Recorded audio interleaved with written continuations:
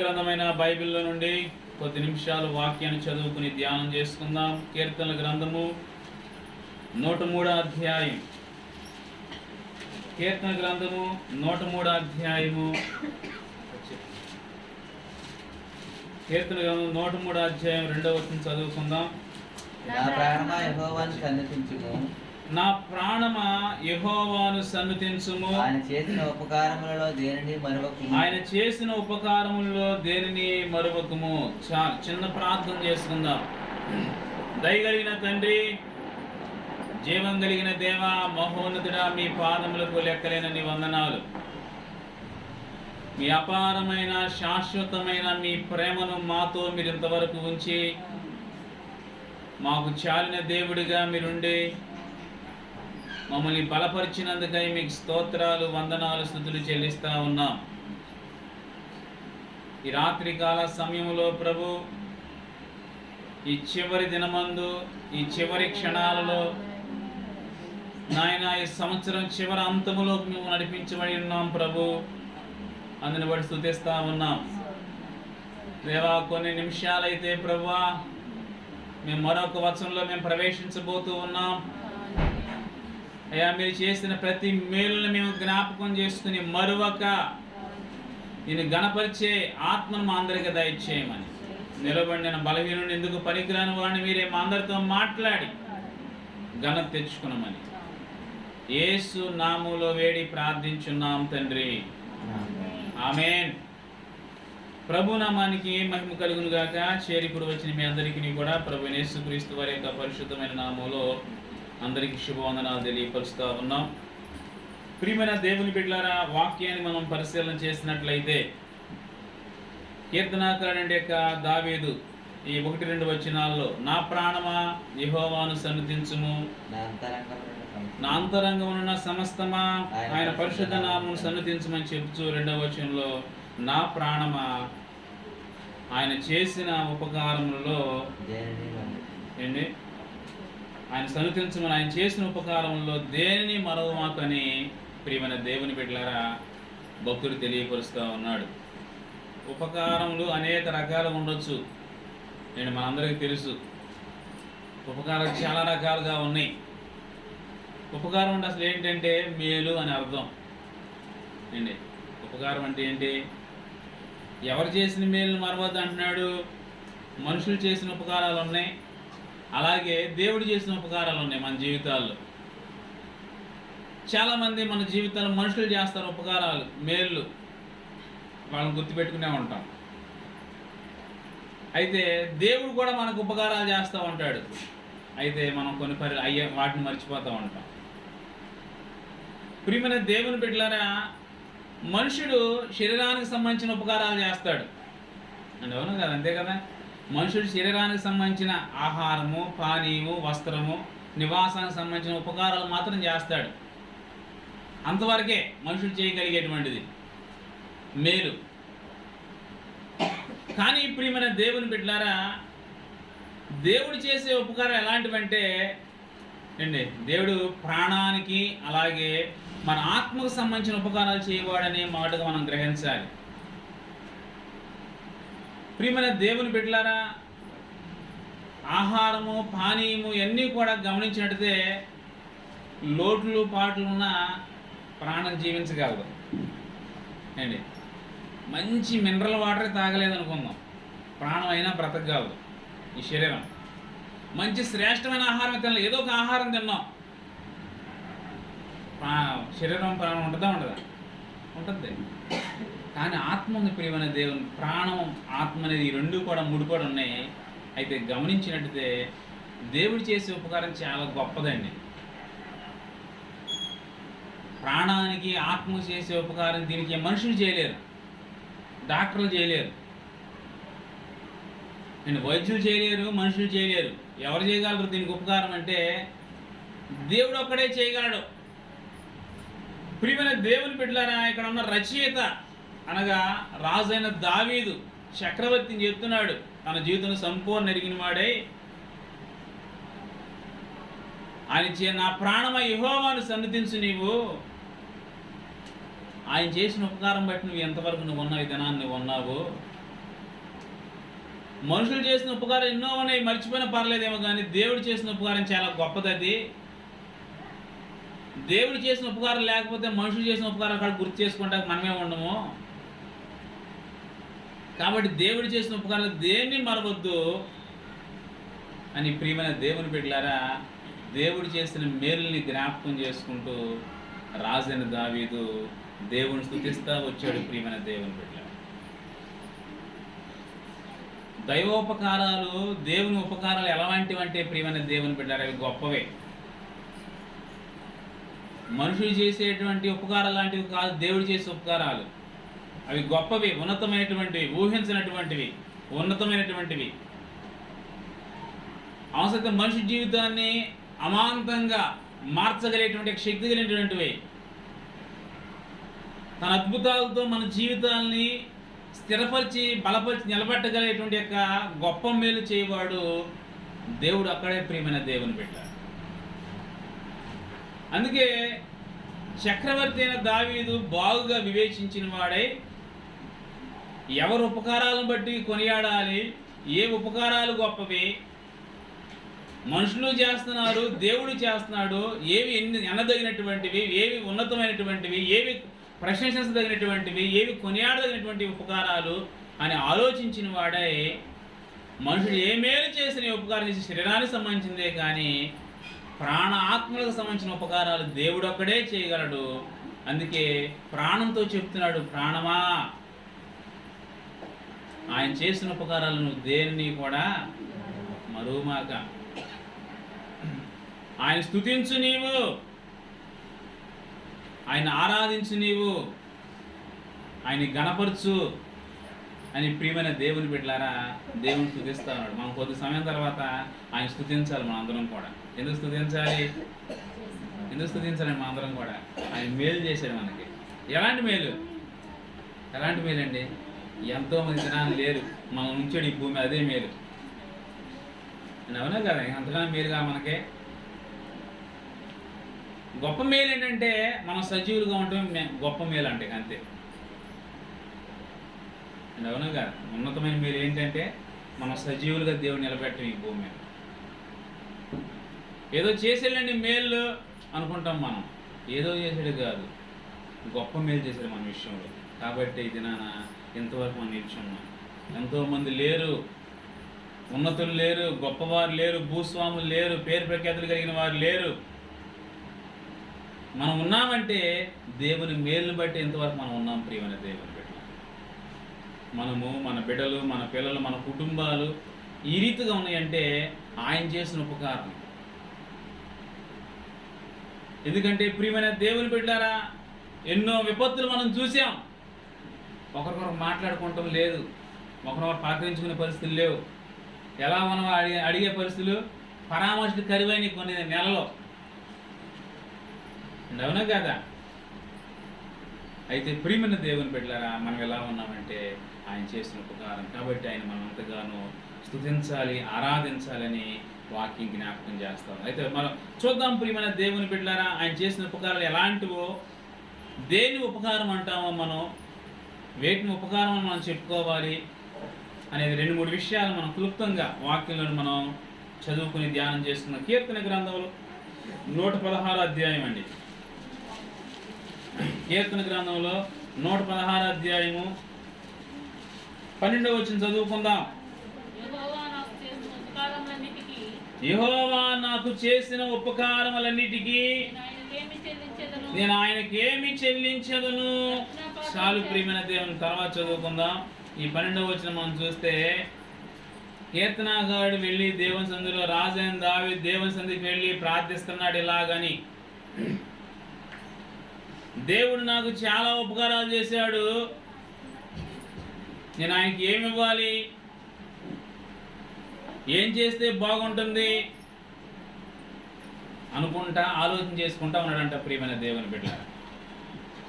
ఆయన నా ప్రాణ విషయంలో ఉపకారాలు చేశాడు, నా కుటుంబ విషయంలో ఉపకారాలు చేశాడు, నా విషయంలో ఉపకారాలు చేశాడు, నా బిడ్డల విషయాలు ఎన్నో మేలు చేసుకుంటూ వచ్చాడు.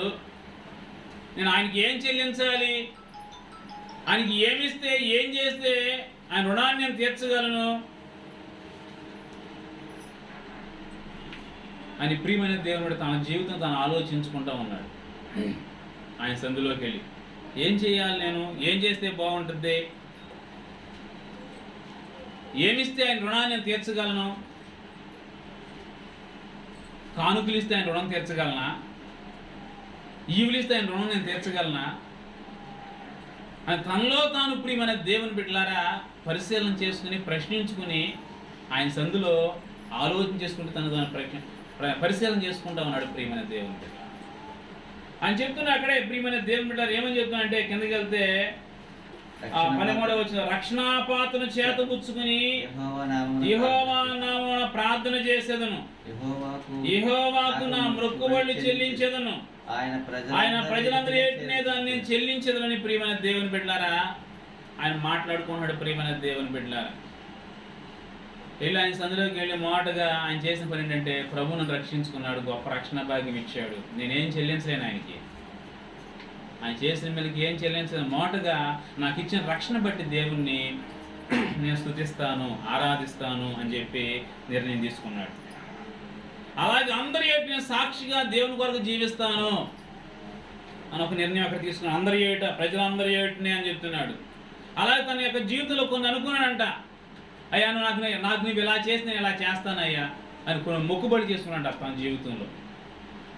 నాకు ఇలా జరిగిస్తే నేను ఇలా చేస్తాను, నాకు ఇలా జరిగిస్తే నేను ఇలా ఉంటాను, నాకు ఇది తలపెడితే నేను ఇలా బ్రతుకుతాను నీ కొరకు, నా విషయంలో జరిగిస్తే నేను ఈ సంవత్సరం ఇలా జీవిస్తాను ప్రభు అని దేవుని సందులో తన యొక్క మనసులో కొన్ని మొక్కుబడి మొక్కుకున్నాడు తన జీవితంలో. దేవుని సందులకు ప్రియమైన దేవుని బిడ్డలారా మొక్కుబడులన్నీ కూడా దేవుని సందులోకి చెల్లించాడంట. రక్షణాపాత్రను చేతబూసిన ప్రజలందరూ సాక్షిగా నిలబడి ప్రియమైన దేవుని బిడ్డలారా ఆయన గణపరుస్తూ వచ్చాడు. ఆయన చేసిన ఉపకారాలు మనం ఏం చెల్లించలేం, మొదటగా ఇచ్చిన రక్షణ బట్టి స్తుతించగలం. అలాగే ఆయన ప్రజలంటే ఆయన కొరకు మనం మన బ్రతుకుకాలం మన జీవిత దినాలన్నీ ఆయన కొరకు సాక్షిగా మనం జీవించగలం. భక్తుల జీవితం చేసిన కార్యక్రమాలు మనం చూసినట్టయితే ప్రియమైన దేవుని బిడ్డలారా తనకున్న వాటి దేవుడు కొన్ని ఇవ్వగలడు, అంతవరకు ఇవ్వగలం. అలాగే ప్రియమైన దేవుని తన మొక్కుబడులు ఏంటో అవి చెల్లించి దేవుని ఏట ప్రియమైన దేవుని బిడ్డలారా సాక్షిగా ఆయన చేసిన ఉపకారాలన్నిటికీ జీవించినట్లుగా మనం చూస్తూ ఉన్నాం.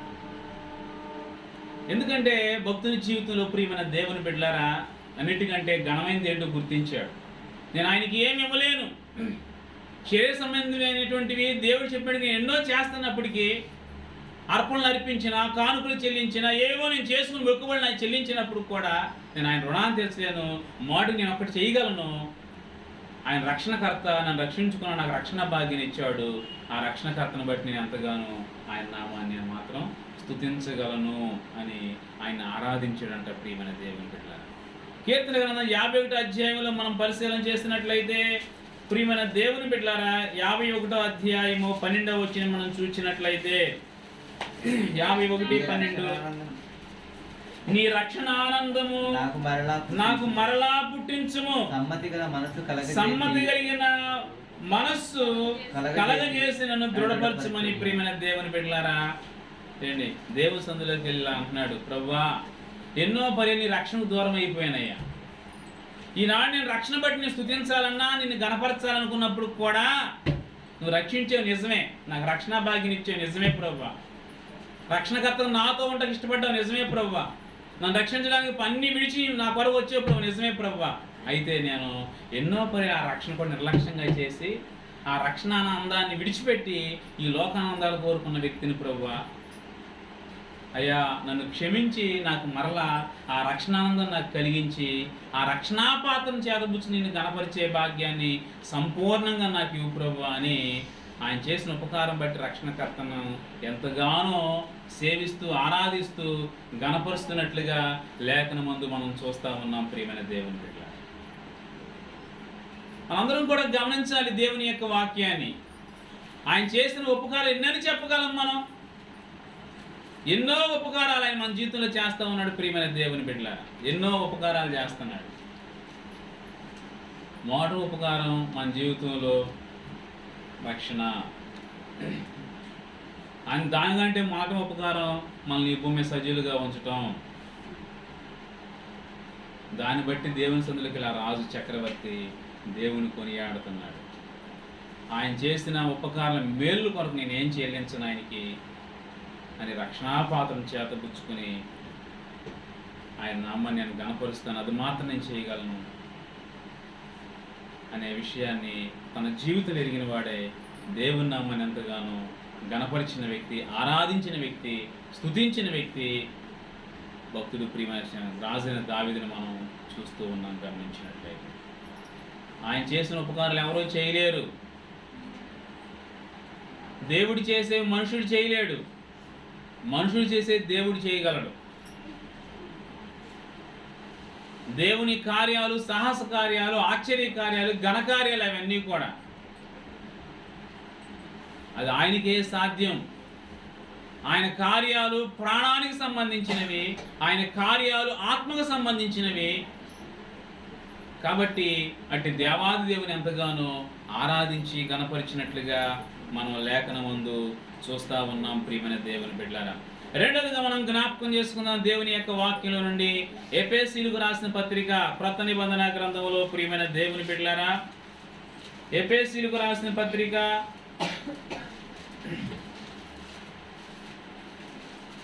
2వ అధ్యాయం 174వ పేజీ, కొత్త నిబంధన గ్రంథంలో 174వ పేజీ 2వ అధ్యాయం 6వ వచనం మనం చదువుకుందాం. క్రీస్తు యేసు ఆయన మనకు చేసిన ఉపకారముల ద్వారా, క్రీస్తు యేసు నందు క్రీస్తు యేసు నందు ఆయన మనకు చేసిన ఉపకారము ద్వారా అత్యధికమైన తన కృపా మహదైశ్వర్యమును రాబో యుగములలో కనపరుచు నిమిత్తము. చాలా జాగ్రత్తగా గమనించాలి. ఆయన చేసిన ఉపకారం ఎలాంటిదంటే ఎవరిని బట్టి చేశారంట? మనకి ఎవరి నుండి మనకు చేయబడింది? క్రీస్తు యేసునందు. దేవుడు క్రీస్తు యేసునందు ఆయన మనకు చేసిన ఉపకారం ద్వారా ఆయన చేసిన ఉపకారం ద్వారా నేను పరమందు ఆయనతో కూడా కూర్చుండే గొప్ప భాగ్యం మనకు దయచేయబడిందంట. ఒకటి, ఈ భూమి మీద రక్షణ భాగ్యం, రక్షణ సమ ఉపకారం దేవుడు మనకు చేశాడు అని గమనిస్తూ ఉన్నాం. రెండవది, క్రీస్తు యేసునందు మనకు ఆయన చేసిన ఉపకారం ఏంటంటే, చూడండి 7వ వచనం కూడా చదవండి. మనకి క్రీస్తు యేసునందు మరొక మాట చెప్పబడుతుంది. మాట 6వ వచనంలో క్రీస్తు యేసునందు అని ప్రారంభించబడింది. అలాగే 7వ వచనం కూడా క్రీస్తు యేసునందు మనను ఆయనతో కూడా లేపి పరలోకమందు ఆయనతో కూడా కూర్చుండబెట్టాను. చాలా చాలా జాగ్రత్తగా గమనించాలి. ఆయన చేసిన ఉపకారం ఏంటి తెలుసా? ఒకటి, రక్షణ ఇచ్చాడు మనకి. ఎందుకు పనికిరాని మన జీవితాలను ప్రేమించి మన ఆత్మకు సంబంధించిన రక్షణ ఇచ్చాడు దేవుడు. ఎందుకంటే ఆత్మకు రక్షణ లేకపోతే ఏమవుతుందంటే నరకానికి వెళ్ళిపోతాం. మనం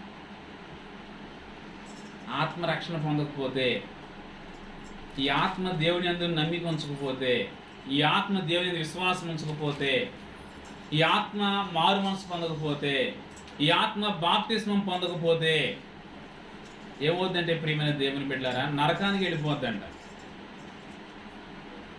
ఈ శరీరము మునుపటి వల్లే ఇది ఏమవుతుందంటే మన్నది మునుపటి వల్లే మన్ను అయిపోద్ది. అది ఖాయం, అది తథ్యం. ఏదో ఒక దినమందు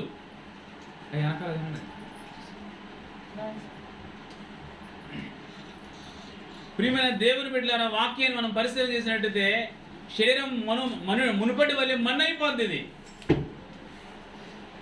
ఈ ఆత్మ ఉంది కదా, ఇది ఎక్కడికి వెళ్ళాలి?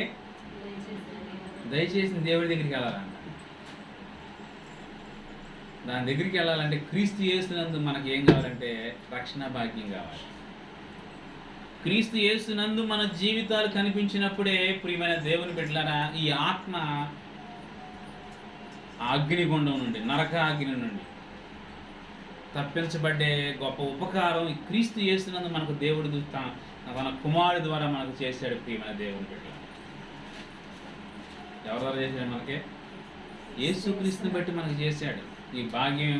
క్రీస్తుని మనం చేరుకోగలిగితే ఆయన మనకు చేసిన ఉపకారం ఏంటంటే పరలోకం చేరే గొప్ప అవకాశం మనకిచ్చాడు క్రీస్తు ద్వారా. అందరికీ అవకాశం లేదు. ఎందుకంటే ప్రియమైన దేవుని బిడ్డలారా, చాలామంది ద్వేషంతో దూషించవచ్చు. ఆయన ద్వారానే పరలోకం అంట, ఆయన నమ్మకం పోతే నరకం అంట అనుకోవచ్చు. ఎందుకంటే ప్రియమైన దేవుని బిడ్డలారా, పాప ఔషధం ఆయనలో ఉంది. ఏ జబ్బుకి ఆ ఔషధం వేసుకోవాలి. జ్వరం వచ్చినప్పుడు జ్వరం ట్యాబ్లెట్ వేయాలి. మలేరియా వస్తే మలేరియా ట్యాబ్లెట్ వేయాలి. ఇప్పుడు పాపం అనే రోగంలో ఉన్నాం మనం. దాని గిరిగిడి ఏంటంటే మోషన్ అవుతుంది, జ్వరం ట్యాబ్లెట్ వేసుకుంటాను నాకు కుదరదని చెప్పి అవుద్దా? మోషన్స్ అవుతుంది మనకి, జ్వరం ట్యాబ్లెట్ వేసుకుంటే లైన్ అవుతుంది మనకి అవ్వదు. ఎందువలన? ఎందుకంటే ఆ పాపానికి విరుగుడు యేసుక్రీస్తే. ఆయన నమ్మను, ఆ మందు వేసుకున్నాను, యేసు అనే ఆ మందు వేసుకున్నానంటే ఆ రక్షణ జీవితం నాకు వద్దనుకుంటే మనం తప్పనిసరిగా ఈ ఆత్మ నరకానికి వెళ్ళిపోద్ది ఈ జీవుడు. అందుకే ప్రభు అన్నాడు, నేనే మార్గం అన్నాడు. ఇలా చెప్పిన వారు ఎవరో లేరు. పరలోకానికి వెళ్ళాలంటే నేనే మార్గం. ఆయన దగ్గర ఆ మందు ఉంది, ఆ ఔషధం ఆయనలో ఉంది, ఆ జీవం ఆయనలో ఉంది, ఆ సత్యవాక్కు ఆయనలో ఉంది. ప్రియమైన దేవుని బిడ్డలారా, ఆయన మనం చేస్తున్న ఉపకారం ఏంటంటే క్రీస్తు ద్వారా ప్రియమైన దేవుని బిడ్డలారా పాప రోగంలో ఉన్న మన జీవితాలని పాప మాలి నుండి విడిపించి పరలోకం అనే ఒక మంచి పరిస్థితిలోకి, ఒక వైద్యశాలకు, ఒక జీవం కలిగిన స్థితిలోకి, మరణం నుండి ఒక జీవంలోకి మనం తీసుకువెళ్ళడానికి ప్రభు అయిన యేసుక్రీస్తు మనకు ఒక నిచ్చెనగా, మార్గంగా వాక్యం మనందరికీ పరిచయం చేస్తూ ఉంది. ప్రియమైన దేవుని బిడ్డలారా, మనం నరకపాత్రమైనప్పుడు, ఈ లోకంలో కొట్టుమిట్లాడుతున్నప్పుడు ప్రభు అయిన యేసుక్రీస్తు మనకు, మన ఆత్మకు మేలు చేసి పరలోక ఆశీర్వాదాలని మనకు అందించడానికి యేసుక్రీస్తు ద్వారా మనకు అన్నీ చేయడానికి దేవుడు సిద్ధపడి ఉన్నాడు.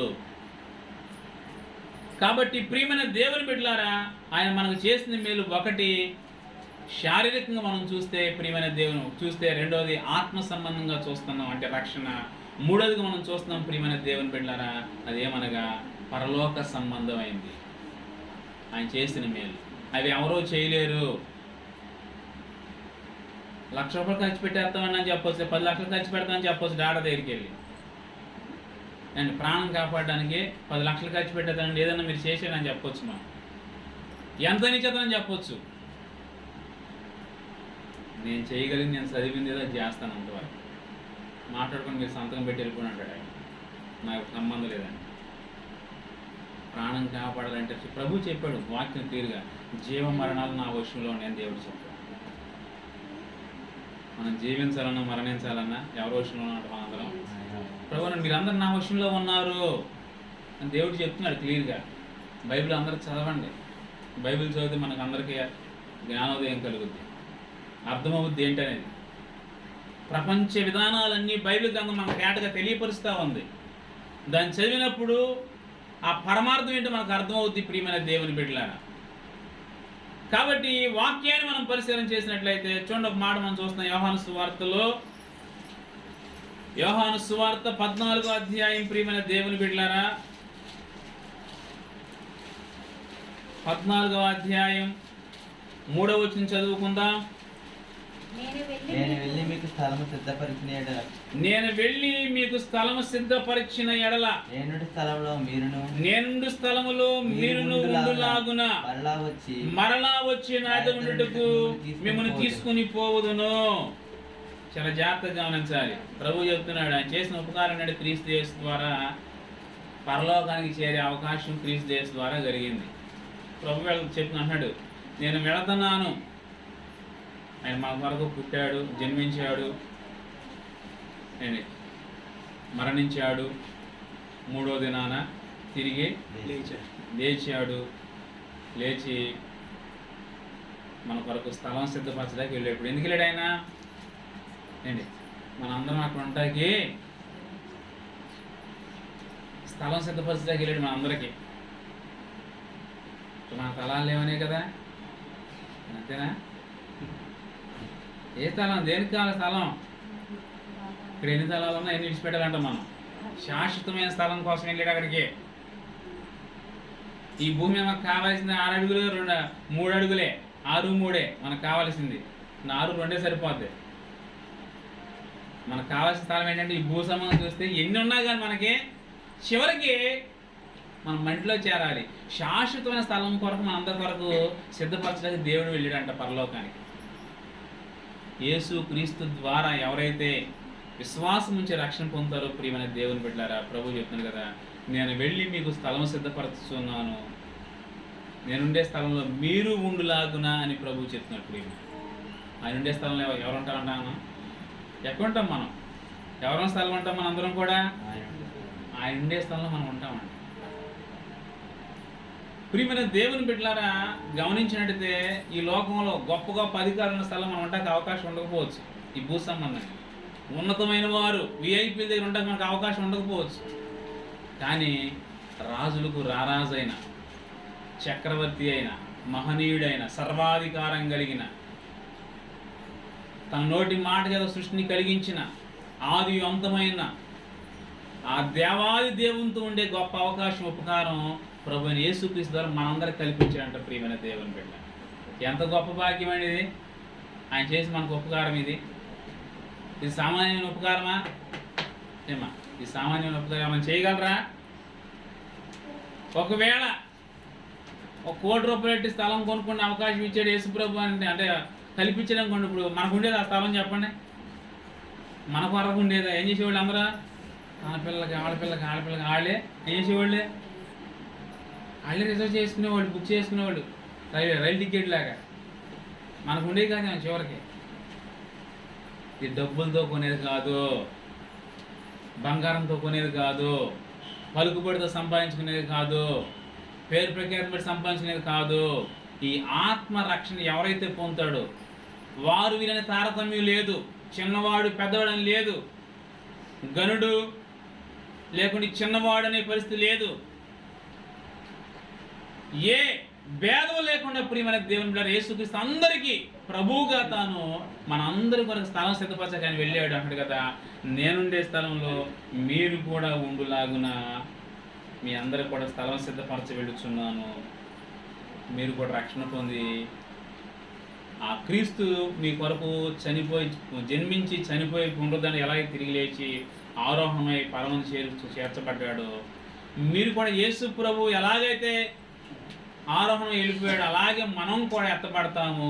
ఆయన రక్షణ పొంది మారు మనసు పొంది దాన్ని కాపాడుకుంటే అనే విషయాలని ప్రభు చెప్తాడు. ఇదే మనందరికి మేలు ప్రియమైన దేవుని పెట్టారు. ఒకటి శరీరం ఈ భూమి మీద బ్రతుకుంటానికి ఒక మేలు చేశాడు. ఎంతోమంది లేరు ఈ దినాన. మనకి ఈ దినాన ఉన్నామంటే ఏమనుకుంటా, మనం కాలగ్రతకి ఏమీ లేదు. ఎవరి మేలిది? దేవుడు చేసిన మేలు ఇది మనందరికీ. నేను చాలా జాగ్రత్తగా ఉన్నాను, ఇంట్లో బయటికి రాలేదు, నన్ను నేను కాపాడుకున్నాను, మంచి ట్యాబ్లెట్ వాడాను ముందే. ఇవన్నీ కాదు, ప్రాణానికి దేవుడు చేసిన, భూమి మీద ఉండడానికి చేసిన మేలు దేవుడు ఒకటే. రెండవది రక్షణ సంబంధమైన మేలు, ఇది ఆత్మకు మేలు చేశాడు. ఈ రక్షణ పొంది ఎవరైతే ప్రభువు కొరకు నమ్మకంగా, విశ్వాసం, యథార్థంగా జీవిస్తారో వారిని మరొక మేలు యేసుక్రీస్తు ద్వారా పరలోకంలో ఆయనతో పాటు ఉండే గొప్ప భాగ్యం మన అందరికీ ప్రియమైన దేవుని బిడ్డలారా, యేసుక్రీస్తు ద్వారా మన ఆత్మకు చిరకాలం ఉండే మేలు ప్రభువులో మన కొరకు చేయబడింది అనే విషయాన్ని వాక్యం మనందరికీ తేటగా తెలియపరుస్తారు. ఆ మేలు మనందరం పొందాలి. ఎవరు పొందాలి ఆ మేలుని? ఎవరు పొందాలి? ఎక్కడ పొందాలి? అది ఎక్కడ పొందాలండి? మనందరం దేవుడి దగ్గరే పొందాలి దాన్ని. మనందరం కూడా ఎవరికి ఇచ్చేది కాదు. అది ఒక మనుషులకి ఇచ్చేది కాదు.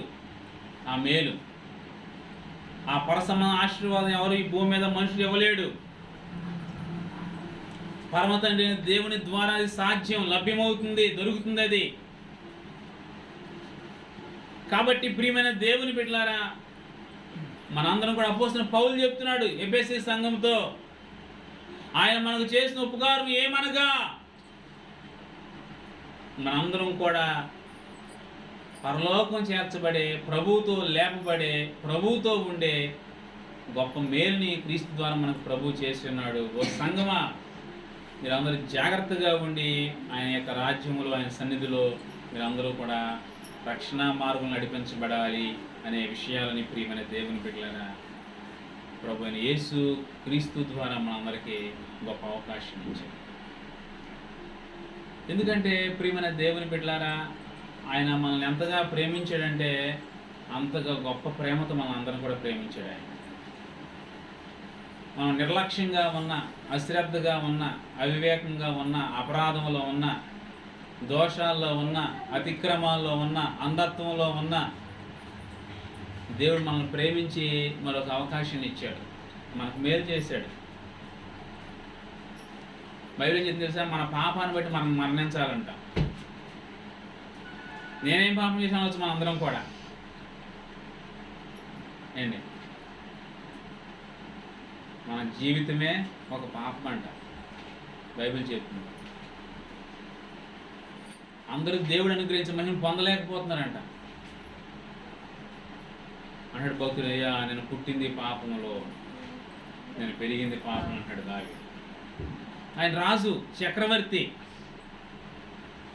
మంచి భక్తుడు, ఆత్మీయుడు, ఆ మంచి ఆరాధన చేసే వ్యక్తి. ప్రియమైన దేవుని బిడ్డలారా, దేవుడు చేసిన మేలేంటో తన జీవితం తనకు అర్థమైంది. దేవుని మేలు కనుక నేను నోచుకోకపోతే నేను నరకపాత్రున్నే. దేవుని మేలు ఇప్పటికీ నాకు అర్థం కాకపోతే నేను నశించిపోయడానికి సిద్ధంగా ఉన్నాను. ఎంతోమందికి లేని గొప్ప అవకాశం, భాగ్యం ప్రభు నాకు ఈ దినాన్ని నాకు ఇచ్చాడంటే ఆయన చేసిన మేలే ఇది. ఈ దినం వరకు ఈ భూమి ఇంతవరకు నేను నిలిచినానంటే ఇది నాకు దేవుడు చేసిన మేలే. అనేకులైన గొప్ప రక్షణ భాగ్యం ప్రభు నన్ను ప్రేమించి నాకు ఇచ్చాడంటే ఇది దేవుడు చేసిన మేలు. పరలోకం చేరే అవకాశాన్ని ప్రభు నాకు కూడా కల్పించాడంటే ఈ భూమి మీద అది నాకు దేవుడు చేసిన మేలే అని ప్రియమైన దేవుని బిడ్డలారా, భక్తుడు ఎంతగానో దేవుని ఘనపరిచి ఆరాధించాడు. అండి ఈ ఉపకారాలని రెండు రకాల ఉపకారాలు విన్నాం మనం. మూలవాక్యంగానేమో నా ప్రాణమా యెహోవాను సన్నిధించుము, ఆయన చేసిన ఉపకారాలు దేన్ని మరవదన్నాడు దావీదు. మరలేమన్నాడంటే 116 వచ్చిన 12వ వచనంలో ఆయన చేసిన ఉపకారాలను బట్టి నేను ఆయనకి ఏం చెల్లించగలను? ఏం చెల్లించలేము. మన కానుకలు చెల్లించి ఏం చెల్లించినా కొద్ది వరకే. మొదటి రక్షణ, ఆయన వరకు జీవించడం ప్రాముఖ్యం అని చెప్పి మనం. రెండవది ఆయన ద్వారా పరలోకం చేరే మేలు. ఈ రెండు మేళ్ళు, ఈ మూడు విషయాలు మన విషయంలో జరగాలంటే భక్తుడు ఒక మేలు గురించి చెప్పినాడు, ఒక ఉపకారం గురించి చెప్పాడు. ఈ మూడు ఉపకారాలు మనం విన్నాం. ఉపకారాలు నువ్వు మరవద్దని చెప్పాడు ప్రాణంతో భక్తుడు. ఆయన చేసిన ఉపకారం నేను ఏమి ఇవ్వగలని చెప్పి పరీక్షించుకున్నాడు భక్తుడు.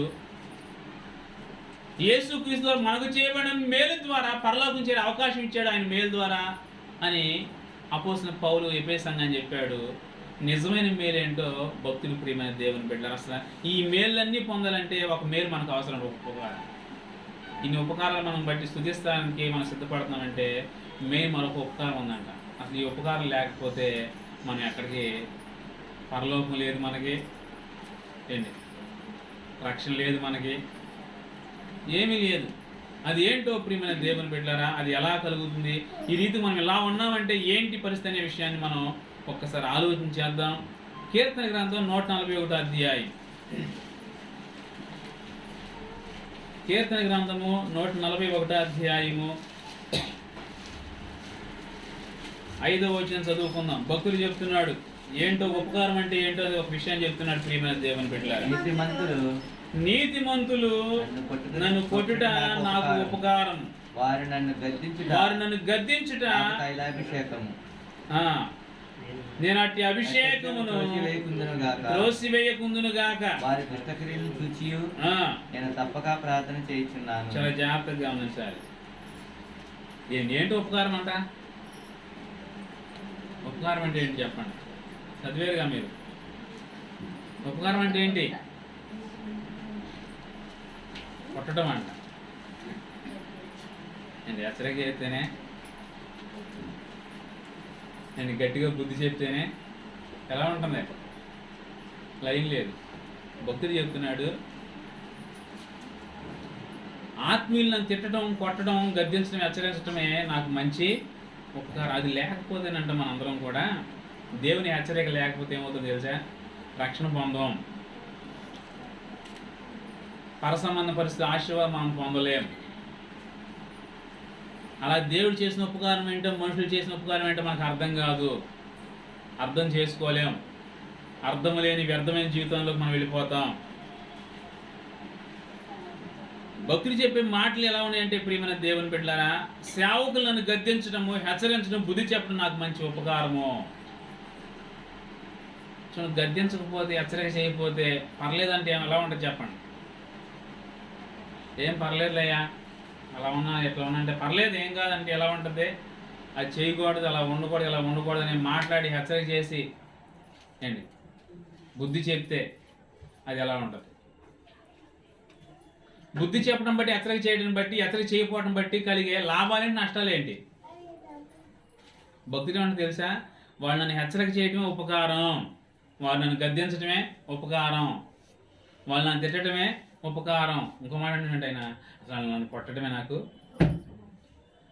అంత పరిస్థితులు లేవులే. కానీ ఎవరికే నేను హెచ్చరిక మనకు అవసరం. హెచ్చరిక లేకపోతే ఉపకారంలో నుండి అపకారంలోకి వెళ్ళిపోతాం మనం. అర్థమవుతుందండి? హెచ్చరిక వినాలి, మనందరం గద్దింపు వినాలి.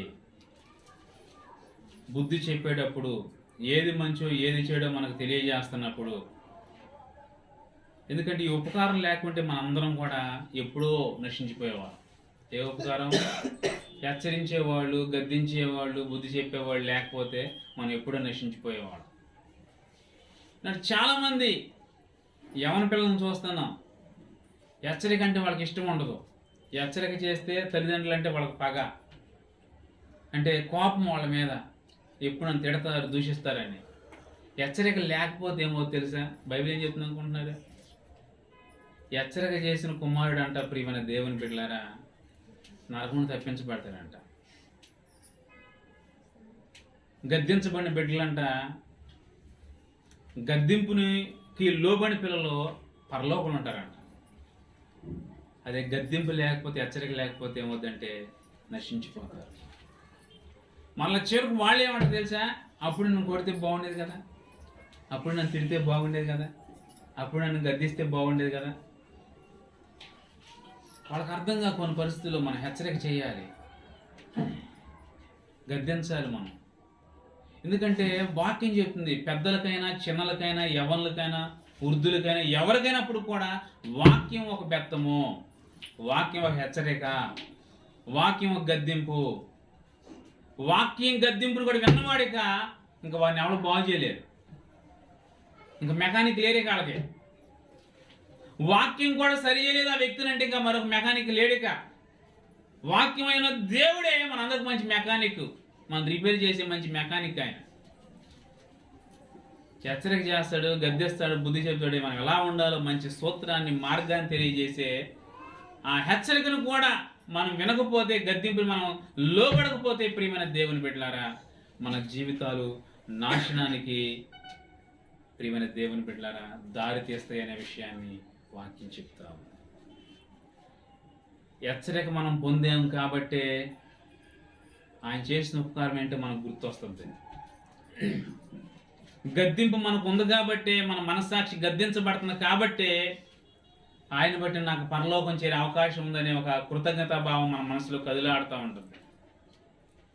హెచ్చరిక మన జీవితాల్లో దేవుని ఉపకారం, వాక్యం చేత బుద్ధి చెప్పని పరిస్థితి మనలో కలుగుతున్నాయి కాబట్టి, భక్తులైన దావీదులో కలిగినాయి కాబట్టి ఆయన చేసిన నా ప్రాణమా యెహోవాను సన్నతించు. ఆయన చేసిన ఉపకారాలు దేన్ని? ఆయన చేసిన ఉపకారం ఇది. అంటే దేవుని గద్దింపు ఏంటో, హెచ్చరిక ఏంటో తనకు అర్థమైంది కాబట్టి ఆ ఉపకారం తన జీవితంలో ప్రియమైన దేవుని మననం చేసుకోగలిగాడు. ఈనాడు మనందరికి అవసరమైంది హెచ్చరిక, గద్దింపు, మందలాయించబడటం. అదే మనకు ఉపకారం. భక్తులు ఏమంటాడండి? ఏది ఉపకారం? ఏది ఉపకారం అండి? దావీదు చెప్తున్న ప్రార్థన, దావీదు ప్రార్థనలో చూస్తే, నన్ను హెచ్చరించే వారు ఉంటమే నాకు మేలు. ఉపకారం అంటే మేలు. నాకు మేలు ఏంటంటే నిజమైన మేలు, నన్ను హెచ్చరిక చేసేవాడు ఉంటాం. హెచ్చరిక లేకపోతే చూడండి, మనకు పైన విచారణకర్తలు లేకపోతే ఎవరి కాళ్ళే రాజంట. మనం గద్దించే ఆత్మీయులు మనకు లేకపోతే, మనకు మనమే అనుకోండి ఏమవుద్ది? చేయాలంటే చేస్తాం, ఉండాలంటే ఉంటాం, ఎలాంటిది అంటాం, ఏ చేయాలంటే చేస్తాం, మనకు మనమే రాజులం అయితే. మన పైన ఎవరు ఉండాలి? ఆత్మీయుని హెచ్చరిక చేసేవాళ్ళు ఉండాలి, గద్దించేవాళ్ళు ఉండాలి, హెచ్చరిక చేసేవాళ్ళు ఉండాలి, బుద్ధి చెప్పేవాళ్ళు ఉండాలి. మనకి ఉండాలి వారు మన పైన అని ప్రార్థన చేయాలి. అవసరమైతే నన్ను గద్దించేవాళ్ళు అవసరం నాకు అని మాటగా మనం ఆ ఉపకారాన్ని మనం ఎరగాలి. మనందరం కూడా అది లేని క్షణం మన ఆత్మ పాడతానికి వెళ్ళిపోద్ది అంట. ప్రియమైన దేవుని బిడ్డ, రక్షణ పొందాం, గద్దింపు లేదు. రక్షణ పాత్ర చేతిలో ఉంది, గద్దింపు లేదు. దేవుని ఉపకారాలు కోకళ్ళుగా ఉన్నాయి, మనకు గద్దింపు లేదు. పరలోకం మన ఏటే ఉంది, కానీ గద్దింపు లేదు. ఏమవుద్ది? చేరగలమా దాన్ని? చాలా మార్గాలు కనిపిస్తాయి. పరలోక మార్గం ఒకలాగా కనిపిస్తే ఏంటి, దాన్ని తప్పించే మార్గం ఎంత రమ్యంగా అంత గొప్పగా కనిపిస్తుంది తెలుసా? పరలోకం ఉన్న మార్గంలో వాళ్ళు ఉన్నారు, ఆదాం అవ్వలో. ఏంటి, నరకాన్ని చేర్చే మార్గం ఎంత రమ్యంగా కనిపించింది తెలుసా? వాళ్ళకి నరకాన్ని పంపించే మార్గం ఎంత రమ్యంగా, ఎంత సౌమ్యంగా, ఎంత కాంతివంతంగా కనిపించింది అనుకుంటున్నారు? ఒకసారి తలుక్కుమందండి వాళ్ళ కళ్ళుకి. ఏమయ్యారంటే ఆ మార్గంలో నుండి పక్కెళ్ళిపోయారు. పరలోకం వారు ఏంటే ఉంది, పరలోకం దగ్గరే ఉన్నారు వాళ్ళు. మేలు చేసే ప్రభు వారితోనే ఉన్నాడు. గద్దింపు వారి జీవితంలో నాటలేదు. గద్దింపు లేకపోతే ప్రియమైన దేవుని బిడ్డలారా, మన ఆత్మ నశించిపోద్ది. అందుకే గద్దించేవారు మన మీద ఉండాలి.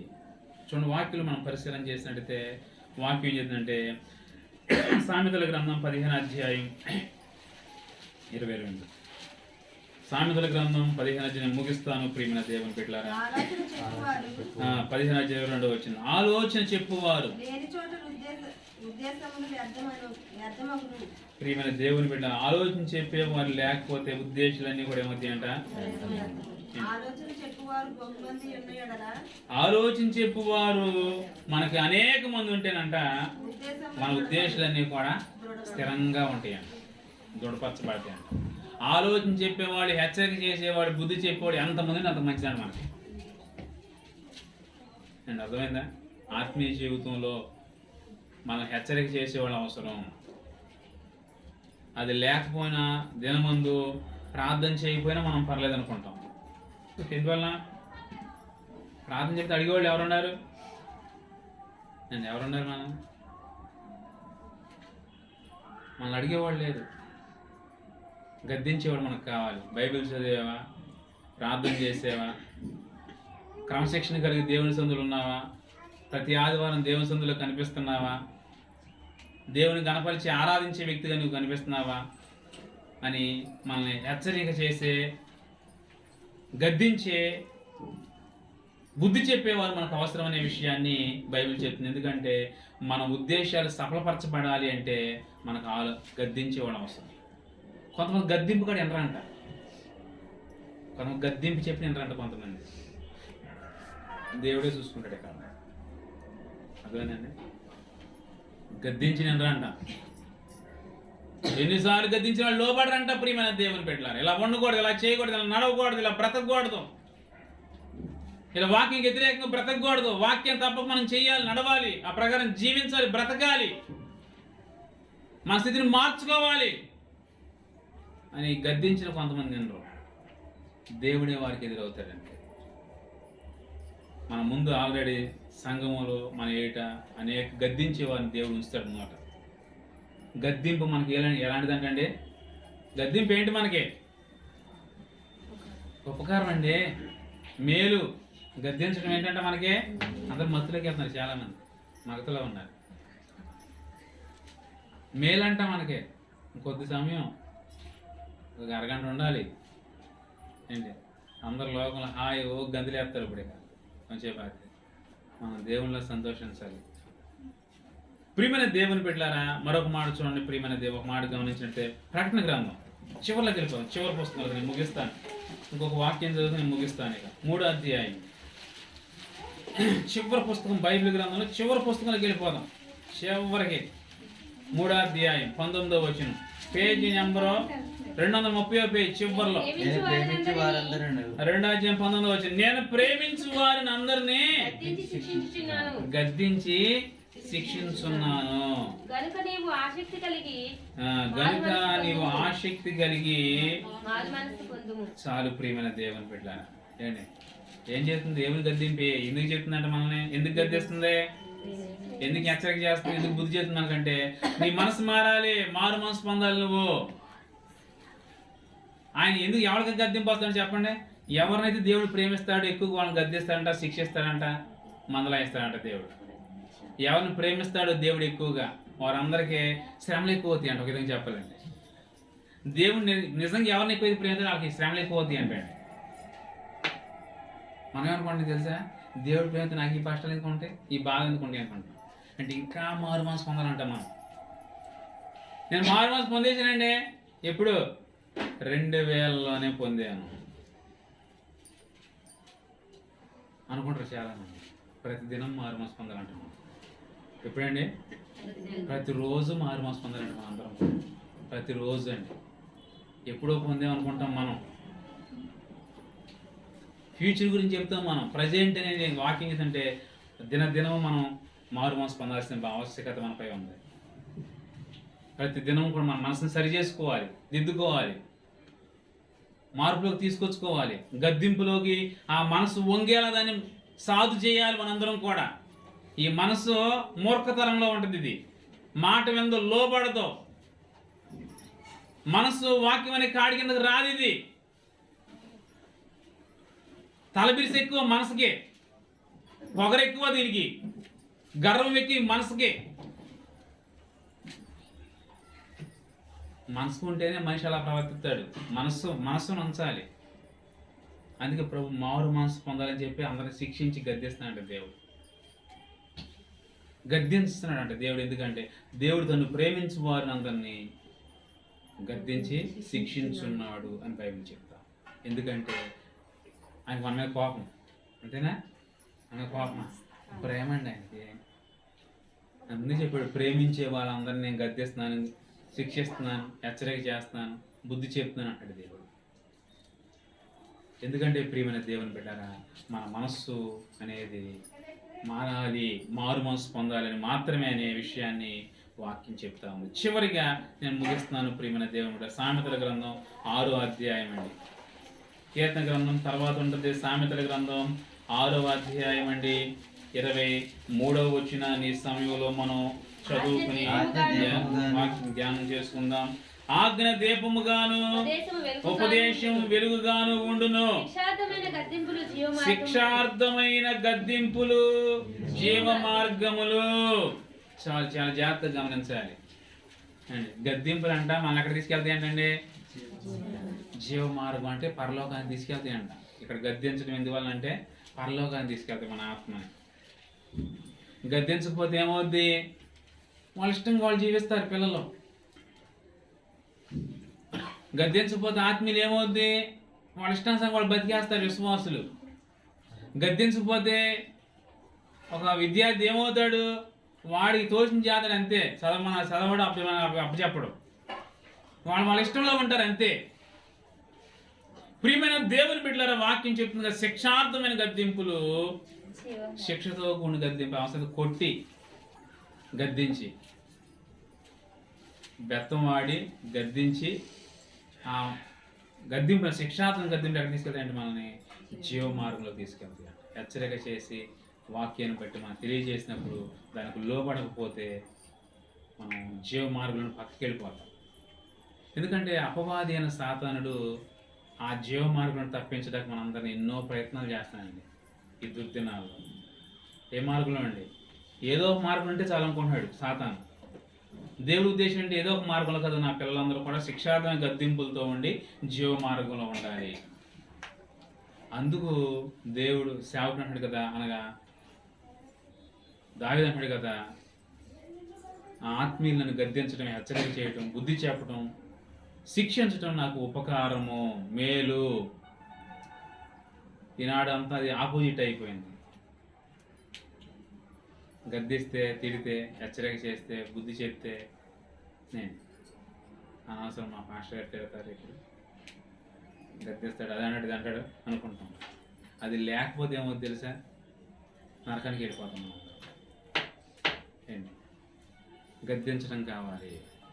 కాబట్టి ఈ సమయంలో ఉపకారాలు ఎన్ని రకాలని చెప్పాం మనం? 3 రకాలుగా చూస్తున్నాం మనం.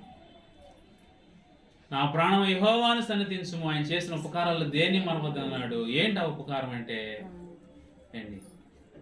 ఒకటి మనం శారీరకంగా చూసిన, రెండోది ప్రియమైన దేవుని బిడ్డలారా రక్షణ సంబంధ ఉపకారం, మూడోది పరలోక సంబంధ ఉపకారం, నాలుగోది ఏంటి గమనించినట్టయితే ఏ ఉపకారం అండి? హెచ్చరికతో కూడిన గద్దించడం మనకే ఉపకారం. కాబట్టి దాన్ని ఆహ్వానిస్తే ఇవన్నీ మనకు దొరుకుతాయి. గద్దింపు మనం లోపడితే, హెచ్చరిక మనం లోపడితే, ప్రియమైన దేవుని బిడ్డలారా పరలోక సంబంధం ఉపకారము, రక్షణ సంబంధ ఉపకారము, ఆయన ఎందుకు కృతజ్ఞత కలిగి జీవితం ఇచ్చిన దేవుని సందులో ఉపకారం మనం తగినట్టుగా మనం జీవించడానికి గొప్ప అవకాశం కల్పించేది హెచ్చరికతో ఉన్న ఉపకారమే. కాబట్టి ఆ రీతికి మనం అందరం కూడా జీవించినట్లు ప్రభు సందులో మనం ఉన్నాం కనుక అట్టి సహాయం మన ప్రభు మనకు దయచేసి మనల్ని ఇంతవరకు తన ప్రేమతో మనల్ని నడిపిస్తూ వచ్చిన, తన మేలుతో తన ఉపకారాలతో మనం నడిపిస్తూ వచ్చిన మన దేవాదేవుడైన క్రీస్తుని మనం నిండు మనసుతో ఆయన స్తుతులు చెల్లిస్తూ ఆరాధిస్తూ ఆయన నామాన్ని కనపరుచుదాం. దేవుడి కొద్ది మాటలని మన వినికిడిలో దీవించి ఆశీర్వదించునుగాక. ఆమేన్. అందరం మోకరించుదాం.